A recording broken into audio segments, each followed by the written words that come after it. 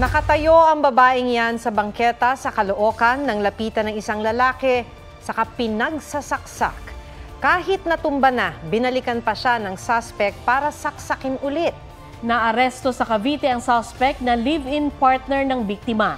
Nagawa raw niya ang krimen dahil sa matinding selos. Sasampahan siya ng reklamong murder. Galit ang ina ng biktima sa sinapit ng anak. Kasunod ng insidente, kumalat sa social media ang mga post na may serial killer umanong gumagala sa Caloocan. Pero ayon sa Caloocan City Police Station, fake news ito. Pinabulaanan din ito ni Caloocan Mayor Along Malapitan. Isolated case daw ang pananaksak. Aksidenteng nahulog sa kalderong may mainit na sabaw ng batchoy ang 2 taong gulang na bata sa Iloilo. Dahil sa tinamong lapnos na matay ang bata. May report si Zen Kilantang Sasa ng GMA Regional TV. Hindi inakala ni Janet Gallardo na mainit na sabaw ang magiging dahilan ng pagkamatay ng 2 taong gulang niyang anak. Habang naghahanda ng pagkain sa lamay ng kanyang kaanak sa Carles, Iloilo noong August 8, hindi raw niya napansin na naglalaro sa kanyang likuran ang bunsong anak na si Kaiden. Nagulat daw siya na nakapasok na sa kaldero ng batchoy ang bata. Nadulas umano ang bata at na-shoot sa kalderong nasa sahig. Nabatikan ko na lang, nakibot ako nga nagugampal sa ma'am, nakasulod, nakita ko sa iya, nagapungko na siya sa kaldero nga may saba mo tugin bakat ko sa dali, kagin nangayo ko tabang. Paglilinaw ni Janet, hindi kumukulo ang sabaw noon dahil 1 oras na ang nakalipas mula nang maihango ito sa kalan. Pero dahil mainit pa rin, 4th degree burns ang tinamo ng bata. Naisugod siya sa ospital pero binawian ang buhay nitong Martes. Sa-comment nga, muna ako nung ginabayan ko ng bata ko, nga gisulod-tugid ko sa kaldero, aba Diyos ko, gatulo pa lang luwa ko sa mga comments ang bawo. Zen Kilantang Sasa ng GMA Regional TV, nagbabalita para sa GMA Integrated News.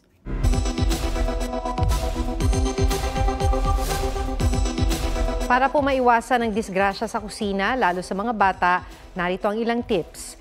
Magtakda ng kid-free zone. Turuan ng mga bata na huwag lumapit sa lugar ng lutuan. Hanggat maaari, nasa 3 metro ang layo nila. Tiyaking hindi maaabot ng bata ang handle ng nakasalang na kaldero o kawali. Laging ipwesto ang hawakan ng kaldero sa sulok na hindi niya kayang abutin. Kung nagluluto o may hawak na mainit na sabaw o inumin, huwag kalungin ang bata. Kung may buhat na mainit na tubig, tingnan maigi ang daraanan at tiyaking alam mo kung nasaan ang bata. Palaging patayin ang kalan kung tapos na magluto.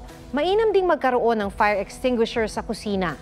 Ilagay sa matataas na lugar ang mga kutsilyo, gunting at iba pang matutulis na bagay. Pati na mga panlinis gaya ng dishwashing soap. Idinadawit ni dating Customs Intelligence Officer Jimmy Guban ang ilang miyembro ng pamilya Duterte sa 6.8 billion pesos na shabu shipment na naharang noong 2018. Jimmy, pag binanggit mo ang pangalan na to, pag binanggit mo to, mamamatay ka. Your Honors, alam niyo po ba kung sino yung mga tao na ayaw niyang ipabanggit? Na halos doon pa lang gusto na ako sipain, bugbugin. Si Pulong, si Mans, si Michael Yang, at ang sabi niya pa, mga kaibigan niya ni Bini, Antiporda, Paul Gutierrez. Sabi ni Guban sa pagdinig ng Kamara, sina Congressman Paulo Duterte, Attorney Mans Carpio na asawa ni Vice President Sara Duterte at dating Presidential Advisor ni dating Pangulong Duterte na si Michael Yang ang mga umunoy tunay na may-ari ng shipment. Base sa nakalap nilang intelligence report, nakatanggap daw siya ng panggigipit at pagbabanta kaya iba raw ang itinuro niya ng imbestigahan ng Kongreso noon ang issue. Nabilanggo raw siya dahil tumanggi raw siyang idawit si dating Senador Antonio Trillanes. Sagot ni Congressman Duterte, walang kredibilidad si Guban at walang basihan ang mga sinabi niya. Di raw sila magkakilala ni Guban.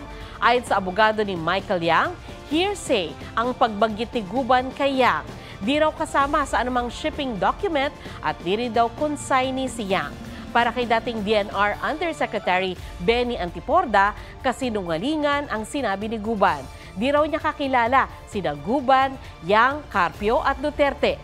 Sinusubukan pa naming makuha ang pahayag ni Carpio.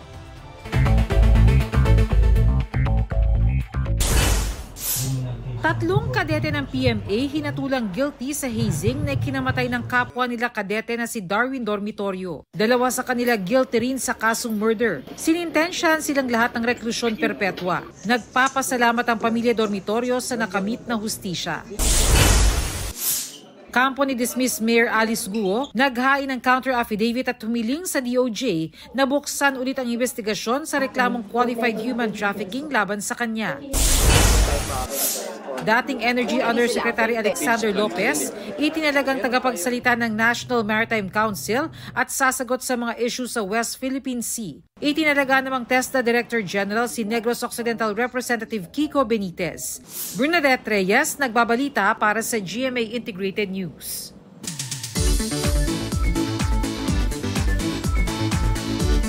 Hiking at 4 waterfalls experience in one trip. Yan ang alok na gala ng Miag-Ao Iloilo sa mga nagbabalak magbakasyon sa nalalapit na long weekend. Gita Yurian sa report ni Ian Cruz. Tataas ang adrenaline mo sa dami ng mapupuntahan sa Iloilo. Waterfalls experience? Check. Hiking? Check na check yan dito sa bayan ng Miag-Ao. Perfect getaway sa hikers gaya ng grupong ito. Not your typical hiking buddies dahil ang goal nila, hiking for a cause. Bukod sa pag-akyat at paliligo sa 4 na talon, highlight ng kanilang trip ang magbigay ng donasyon sa mga bata sa isang komunidad.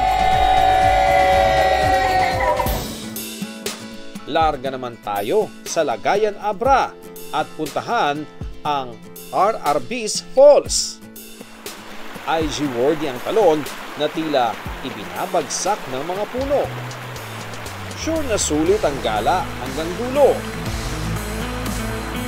Sa iyong pag-uwi, water tubing sa Palsuguan River ang masusubukan. Ian Cruz nagbabalita para sa GMA Integrated News. Niyanig ng magnitude 6.1 na lindol ang Taiwan. Kitang-kita kung paano nagkaroon ng maliliit na alon sa isang lawa sa Hualien County. Bago yan, nagkalindol din kahapon sa Taiwan. She having a fever. She sunk. She's in the water. Oh, come on. Humingi ng saklolo sa isang pulis ang batang yan. Aksidente kasing dumiretso sa Sapa sa Texas, USA ang kanilang sasakyan.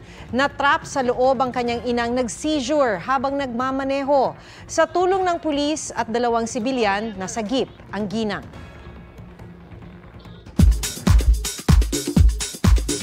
Tinawag siyang pagtatag kasi pinatatag talaga kami. Ang ups and downs ng Pinoy Pop Kings na SB19, tampok sa trailer ng kanilang pagtatag documentary film directed by Jed Regala. Looking forward na rin sina Stel at Pablo sa The Voice Kids Philippines.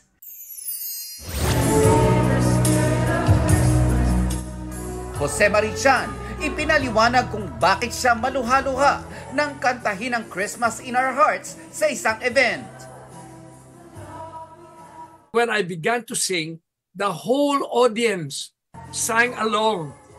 So I was deeply touched and moved. Spanish singer-songwriter na si Rosalia featured sa new single ni Blackpink Lisa, na New Woman.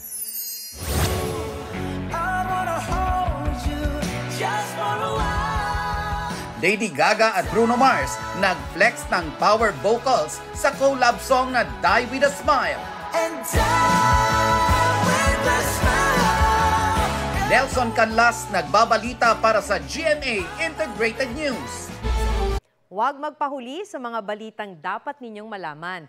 Mag-subscribe sa GMA Integrated News sa YouTube. Sa mga kapuso abroad, subaybayan nyo kami sa GMA Pinoy TV at sa www.gmanews.tv.